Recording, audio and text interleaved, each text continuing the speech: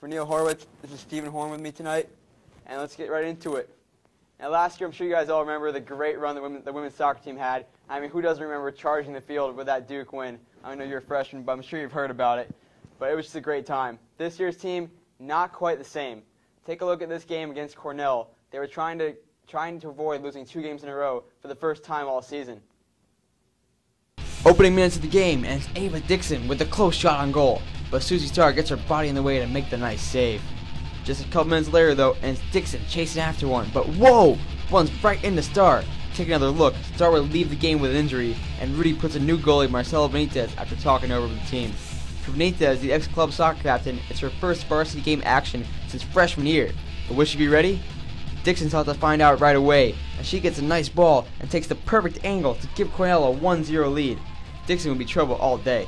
But Rudy talking over, and I don't know what he said, but it worked, because mid-first half, Emma Whitfield placed a nice cross in the box, and senior Trisha Choxey deflects it in to tie the game at 1. It was likely Yale's worst shot at goal in day, but Choxey found the net.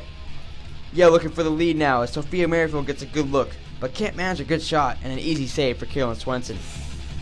But minutes later, and off a nice ball from Christina Wong, it's Choxey with a breakaway. And she does, she misses. It's wide, and Yale can't cash in, and it remains tied at half. Second half, Benitez looking confident as she jumps on top of the Cornell shot. But minutes later, and it's Caitlin Oliver getting a nice pass, and nothing but net as the Big Red take the lead. Tough shot for Benitez, who may have been a little rusty and gave away a wide angle. A short time later, Benitez gets a break as she guesses wrong, but Allison McKean's shot goes wide.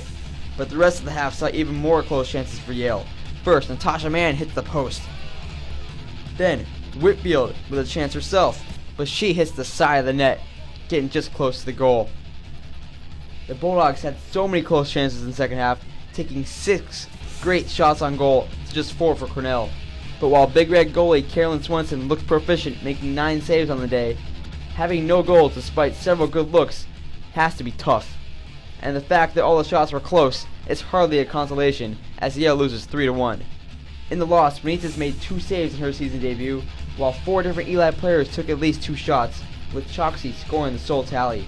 The team learned later that Starr suffered a concussion in the 8th minute collision and has been held out of practice since then. So, you know, a tough game for the women. They lost 3-1 at Cornell, now 2 losses in a row this season.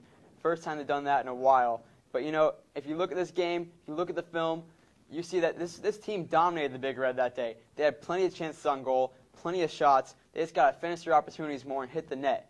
Because, you know, I mean, Susie Starr got hurt. That's obviously a factor with Marcela Benitez, the first-time goalie, being there. But she was not the issue. She made some good saves. We just have to take care of our shots more. Yeah, exactly. You have to take care of your shots, and the Yale Lady Bulldogs had a lot of opportunities. They had breakaways, which should have been converted into goals. They had corner kicks, which you have to convert, and the Lady Bulldogs really have to make the most of these opportunities and score some points. And, you know, the most important thing you got to emphasize, the goal scorers must score. You know, last year we had some great dynamic play. I mean, granted, we're missing Laurel Carnes now, but me, McCauley, Emma Whitfield, last year's Ivy League Rookie of the Year, Christy Hauser, these girls have to put the ball in the net. And right now they're just not doing that. Yeah, definitely. But now let's hear from, we actually caught up with the captain of the women's soccer team, Christina Wong. She will join us right now for an interview. Christina Wong was a preseason All-American and a star midfielder on this team. So Christina, first, so in the game against Cornell this past weekend, obviously our starting goalie, Susie Starr, was injured in the 8th minute, and Marcelo Benitez was put into play. So what did Coach Rudy Meredith talk to you guys about when he first made that change? Well, when Susie was injured, it was like 7 minutes into the game, and so we had basically the whole game to adjust to it. And Marcella did a great job. She came up really big in the first half, coming out of her box and making clearances, and played with a lot more confidence and someone who just came to our team would have normally. And I think she did really great for her first game. And we knew that. With Susie gone, the back line needed to be really strong, and I think things just didn't really go our way. Like, we were working hard, playing hard, but somehow things just didn't click, which is kind of the story of our season. But I think Marcella did a really good job. And so now explain how it was different back there, playing with a different goalie, just chemistry-wise. what you guys know to expect from her, when she's going to go for the ball, when she's not. Explain how that was for the team.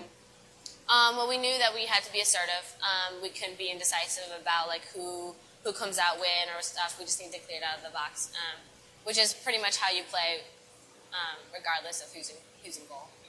So against Cornell, Christina, we had a lot of close scoring chances on goal. Trista had the breakaway, Natasha hit the post, Christy had a nice header in front. But finishing chances has been an issue all year. How do you think we can fix this, and what are we doing in practice to try to remedy this problem? I think we just need to play with a little more composure on the ball. We've been working on this week in playing in smaller spaces to think faster and to play more quickly. And I think it's a lot about attitude. I think our confidence is a little low now because we're having trouble scoring. But I think that'll come with just basically 100% effort. It's really good that this weekend we're playing at home because that gives us a big boost with our fans and stuff. So hopefully we'll see a lot of scoring this weekend. Now we lost 2 games in a row now, and an Ivy League title repeat is looking tougher and tougher every day. So how shocked are you right now at the outcome of the season so far? And where's our confidence level at right now? I think the Dartmouth game was a big wake-up call. We can't just get by on talent. We have a lot of talented players on our team, but I think we also need to have a change of attitude and play with a lot more heart. I think the season's been kind of frustrating in the sense that we've been unlucky with a lot of games, and we need to sort of be proactive about changing our luck and coming out this weekend with a lot more fire and a lot of attitude. So now what can we do to finish this season on a high note then? No question is just to win out. I think if we win the rest of our games, then we'll have a decent record. And if we come in second in the Ivy League, then we do have a chance of going into postseason play. And I think to end on a winning note, it would kind of redeem what's happened this first half of the season. And if we finally do come together and play really well, get a lot of scoring chances, then I think it'll pay off and we'll be satisfied. All right, thank you, Christina.